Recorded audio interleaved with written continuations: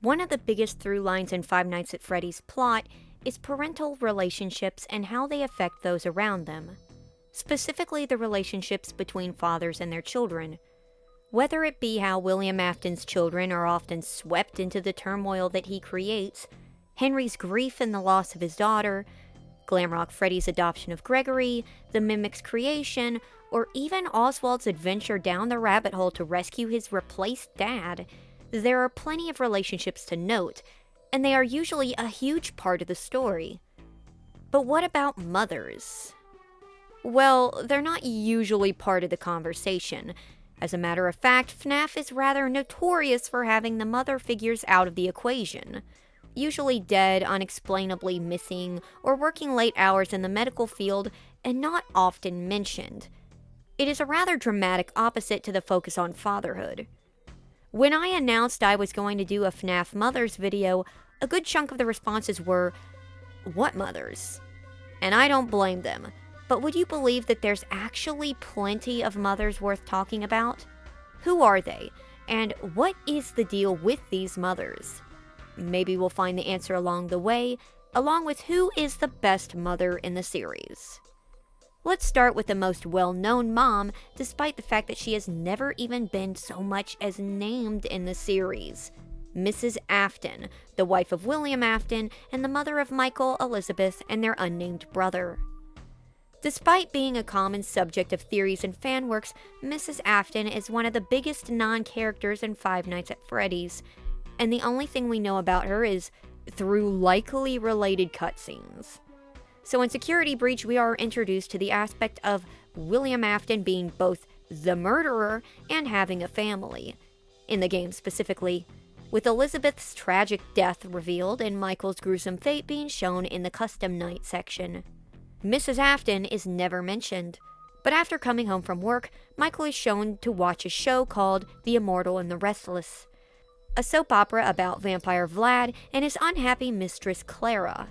Clara is constantly trying to get Vlad to accept his son, a baby who is very clearly a vampire, but Vlad repeatedly dismisses it and denies it. Despite their feuding, Clara forgives Vlad because she misreads him buying a kid's meal as him acknowledging his son, which is not the case. With Vlad looking a little bit like William and the father-son plot being dropped in right when the William-Michael plot was introduced, you can see the similarities. And because of such, Clara has been connected to Mrs. Afton, with the name Clara Afton occasionally adopted by fanworks. And that's it. Really, truly, it is. There's been a commonly held belief that Ballora is Mrs. Afton, but never has this been said anywhere.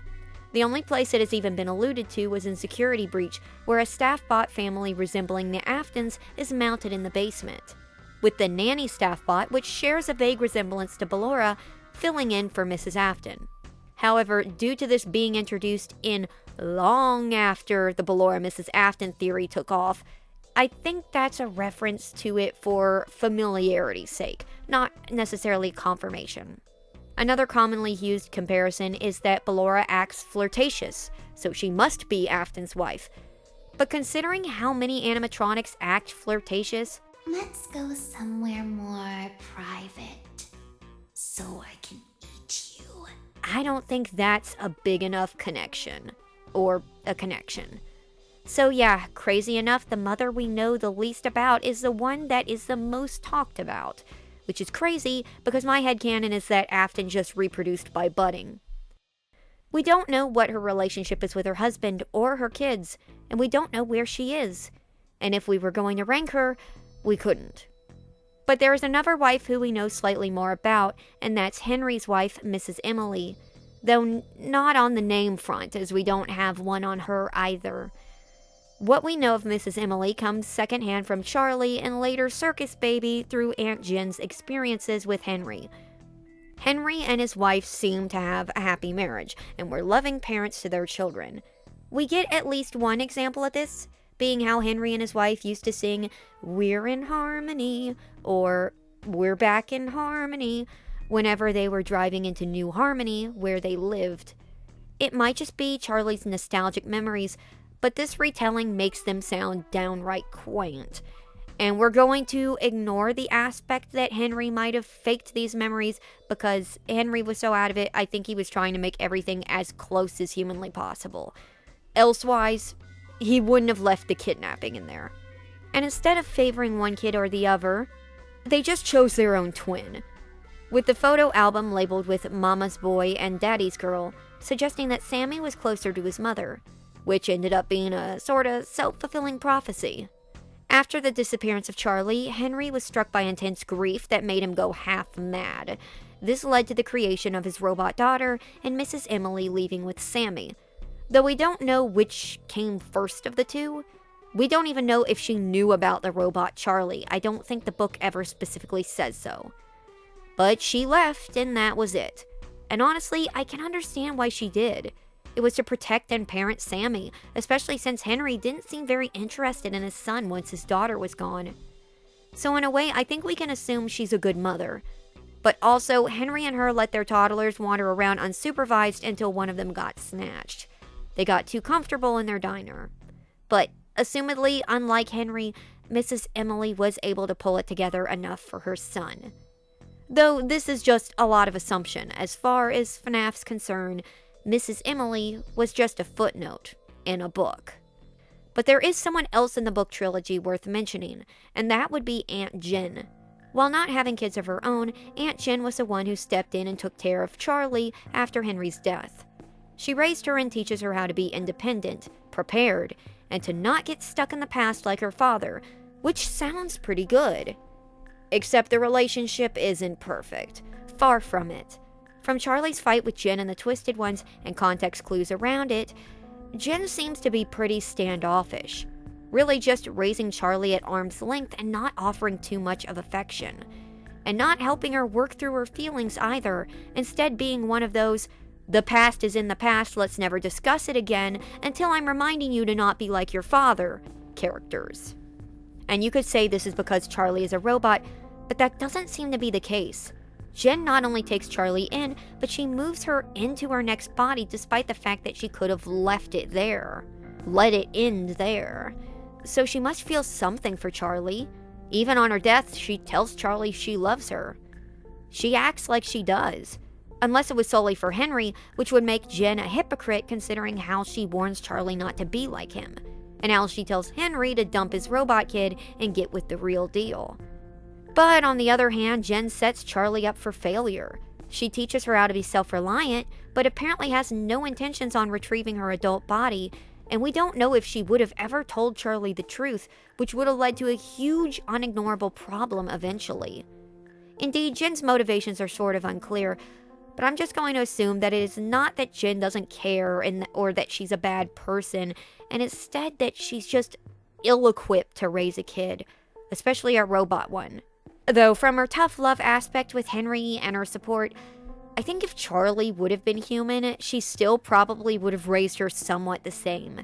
There are parents like that, and it's not that uncommon.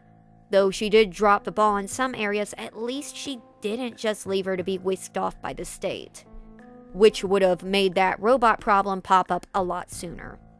But moving on to yet another mother in the trilogy, and the last one we're covering from the trilogy, we have Betty Burke. Betty is the mother of Carlton Burke and the wife of Clay Burke. Now, if you watched my dad video, you probably remember that Clay Burke was a loving father who just was pretty much a bad police chief. He cared about his kid, but when he gets kidnapped, he believes it's a prank and shuts down any conversation about it. Even when the night passes and Carlton's still gone, even when his friends are saying he disappeared at Freddy's, a place that Clay is familiar with, Clay just shuts it down. It is Betty who steps up and is like, "What are you doing? Our son's missing and you just didn't do anything? Have you lost it, man?" And finally lights a fire underneath him enough to actually go deal with it. Betty Burke is the district attorney of assumedly Washington County, and because of this, her and her husband's jobs are pretty intertwined. They seem to care about each other, but their marriage falls apart throughout the trilogy, largely due to Clay, and I don't think this moment with Carlton helped either. Normally, I don't give one-sided blame to a marriage falling apart, but Clay kinda has a few major screw-ups, and that's not saying Betty is without fault. She could certainly ask more questions before a bunch of animatronics wind up in her basement, but she doesn't. But that's par for the course with the characters in the books. But Betty is a caring mother. She immediately recognizes that something is wrong with Carlton being missing. When she leaves in the Twisted Ones, she takes Carlton with her, with it implied that he went willingly because of the whole Springlock trauma thing. But she doesn't leave him in that situation and with the animatronic basement. And then she, as far as we know, doesn't stand in the way of Carlton returning to Hurricane in the fourth closet to visit his father and to visit his friends. So we don't know a whole lot about Betty, and we can't say how good of a DA she is, but we can say that she is a good mom who cares, and when she sees a problem, is proactive in trying to protect her kid. She basically is the opposite of Clay, where she's not active in the whole Afton catastrophe, but she is trying to be practical and protecting Carlton. Our next mother is back in the games, and one we know virtually nothing about, and that's Vanessa's mother.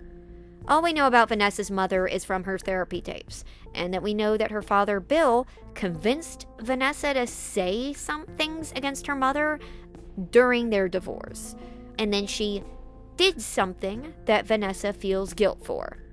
And I assume it is taking her life because that's a very common theme in FNAF. Put the names of every human character on a dartboard and throw a couple of darts, and odds are you're going to hit or grace one who's done it. She's not a character, she's just Vanessa's sad backstory.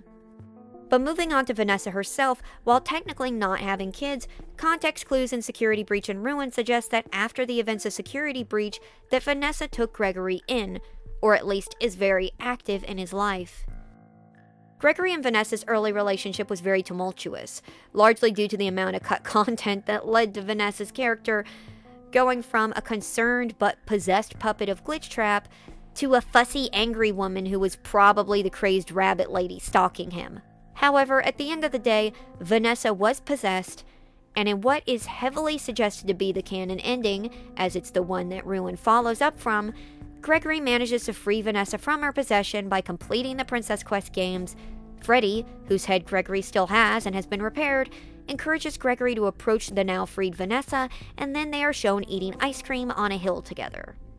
In Ruin, the setup for trapping Mimic has evidence of both Vanessa and Gregory being involved, both from the Vanny mask and network containing him, to the fact that Gregory's backpack and radio are there, to the fact that Candy Cadet's story tells of a mother and her child, the child getting lured by a monster to the basement.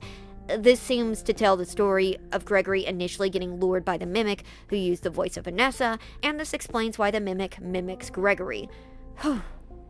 But what's important is that this seems to suggest that Vanessa and Gregory are still together, as also suggested by the Brazil ending, where we see Gregory, a familiar Helpy, and Vanessa eating ice cream again. It is very good of Vanessa to take Gregory in, considering that in the alleyway ending, the bad ending, Gregory is living in a cardboard box on the street. He has nowhere to go, and Vanessa wasn't obligated to take him. But either due to their shared experiences or him helping her, she decides to lend a hand. That being said, I don't think Vanessa's exactly the best mom. She shouldn't have Gregory this close to the Mimic. She shouldn't still have him involved with Freddy's, and pretty much the only thing we know about their relationship is that she probably buys him a lot of ice cream. I'm assuming Freddy and or Helpy takes care of most of the parenting stuff, probably. Continuing on, we have Roxanne Wolf. So in our last video, Glamrock Freddy was crowned the ultimate dad of FNAF, which wasn't exactly a high bar to set. So you would assume Roxy would be the best mom equivalent. But it's a little more tricky than that. We actually don't see a lot of Roxy and Cassie's relationship. While in safe mode, she remembers things about Cassie's party and seems to care about her, to the point where later she even goes up against Mimic to protect her. And that's a big deal, don't get me wrong, but it's still a pretty light amount of content. It's not like us actively seeing and hearing Freddy fuss over Gregory. It's just a little too short, and during the conversation between Roxy and Cassie, Roxy seems a little out of it. But I do get a vibe, and that's not to say that Roxy would be a bad mom, just that she doesn't seem like mom material. Roxy instead seems much more like big sister, cool auntie material, if you want me to be honest. The kind that can still raise a kid and be that part of their life, but it's just a different feel. Still just as protective as ever, though. So, that's it. But she's not the only Roxanne mother. Jake, the kid who's part of the Stitch Wraith, has a mother named Roxanne. Or had a mother. She's dead. We know pretty much nothing about her, so there's that. But Jake actually has another mother figure in his life, and that's a woman named Margie. Margie is Jake's caretaker while his father is in the service, but it's a little more than that. It's heavily suggested that Margie is in love with Jake's father, Evan, and I think implied that it is mutual. They might even be dating without Jake knowing it. We know her more through taking care of Jake, and through this, Margie is shown to be a loving and supportive caretaker who does her best and genuinely loves Jake. She even assists Evan in his little doll game, where he talks to Jake through a doll he gave him, pretending to be the real Jake, and every time Jake comes up with something fun for the real Jake to do, Margie edits the doll to reflect the idea. Like Jake says, the real Jake ate pizza, and she puts pizza sauce on his face. This, along with her upbeat demeanor, shows just how much of a good influence and person she is, and if Jake survived, I think she would have likely been the mom he needed. And if Evan survived too, she might have legally been that mom. But alas, that didn't happen. Still was a better mom than many of the characters in the books. Speaking of which, I'm going to cover some of the book moms before I get to my final actual moms of the series. These I'll brush over pretty quickly, so I won't mention every character, like who's a good or passable or missing mom here. Like, I'll mention one off the top of my head. In Bunny Call, I can't remember the mom's name, but she was pretty cool. She's just a background character, though. One of the characters who I have feelings on is Oscar's mom in Out of Stock. She works at a nursing home and is a good and loving mom, but often has her son come in to help her do her job. Like, she has a patient who often won't take his pills and only trusts Oscar, so now she has him on call to get him to take his pills. She just needs a little help from her little man because she's a single mom. Here's some naughty name lore here. My mom actually worked as a nurse in a nursing home, and I don't think they mention Oscar actually handling the pills, but if he was, she would be losing her job. That's a big no-no. It's one thing to have your kid help out somewhere, but once you get into the medical field, some things don't fly. And yes, Mom Real Name has told me that some patients do get paranoid and refuse their medicine. But there's something so tacky about asking your kid to help you do this, especially when you're a nurse. That's how lawsuits happen. But she's not a bad parent. She's not negligent or abusive. She's just, she's walking a dangerous line with the pill thing. She's actually a good parent as far as Fazbear Frights may be concerned. There's worse, so let's do some rapid succession. There's Angel's mom from Gumdrop Angel, who marries a well-off man and then is totally cool with being his arm mommy who spoils one kid and ignores her own because sugar daddy might cut her off. There's Alec and Hazel's mom from Lonely Freddy, who's basically like a FNAF version of Dee Dee Pickles from Rugrats, who tries to use parenting books to replace the fact that she's failing both of her kids by not getting one help and letting the other fester in this environment. And the dad's just kind of not. He's there, but he's not there. There's Sarah's mom from To Be Beautiful, who is a counselor, and yet somehow not only doesn't notice that Sarah's having body image issues, barely eating, talking about eating too many calories, etc., and then seemingly totally ignores the fact that Sarah transforms overnight. And yeah, you could say it was a couple of days. At one point, her torso completely changes. As a mother, you should notice that. That's not like your kid putting on makeup or changing their hair. That is a big deal. There's also a bunch of dead moms too, like I said. Edwin. Everyone's into the Mimic now. Mimic's creator, Edwin Murray, he has a kid. His wife is dead. Now, I got quite a few recommendations that the worst mother in FNAF is the mother from B7, a story I've only read about half of and know most about from secondhand retellings.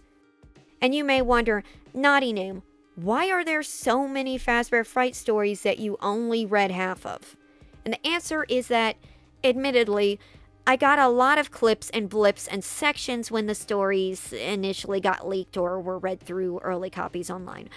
I would only go out and seek those that I was genuinely interested in, such as, I can't remember the name off the top of my head, and I'm not going to go look it up now, but the one with the guy at the water park, and there's the murderer in the diving suit, that one, the one with the scary mermaid on the cover, that one I actually read blips of and then went back and read. There were others, but I digress. I read largely the back half of B7, including the ending.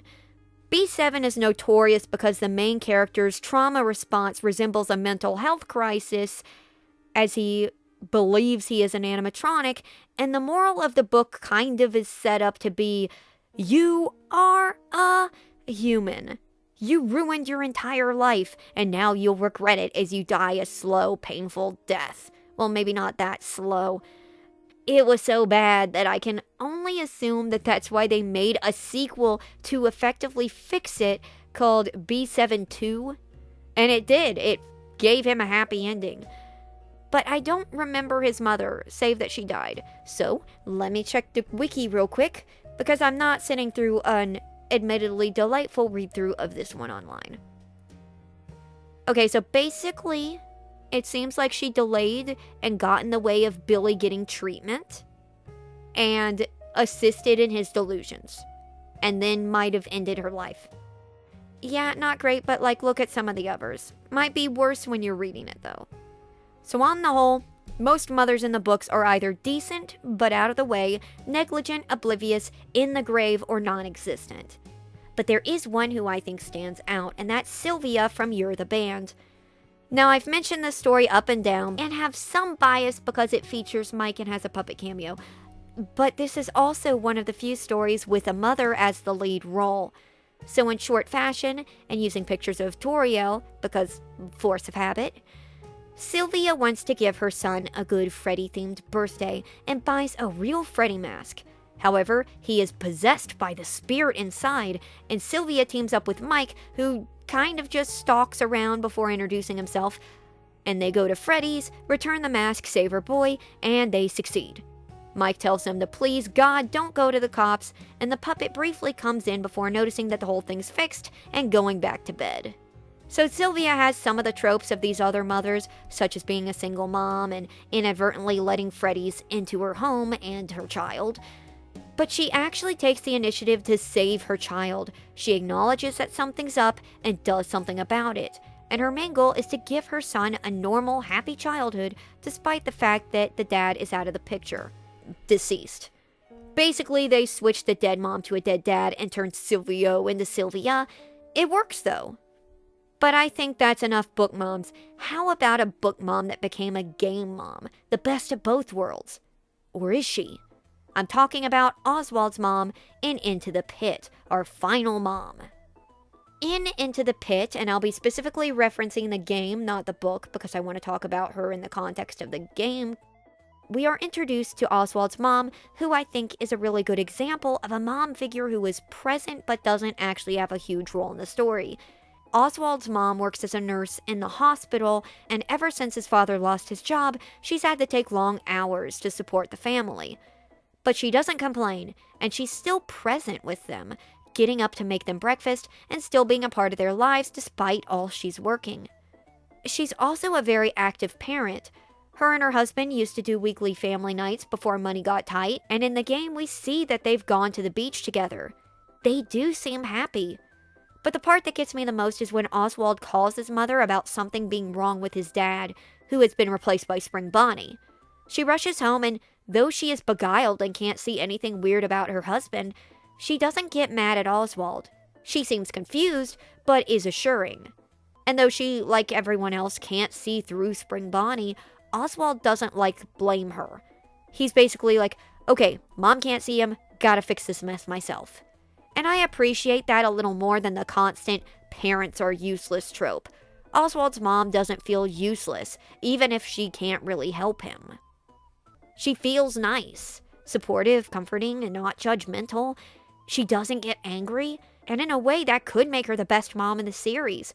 She doesn't do anything spectacular except be a good mom, in a realistic way, and sometimes that's the best mom you can be.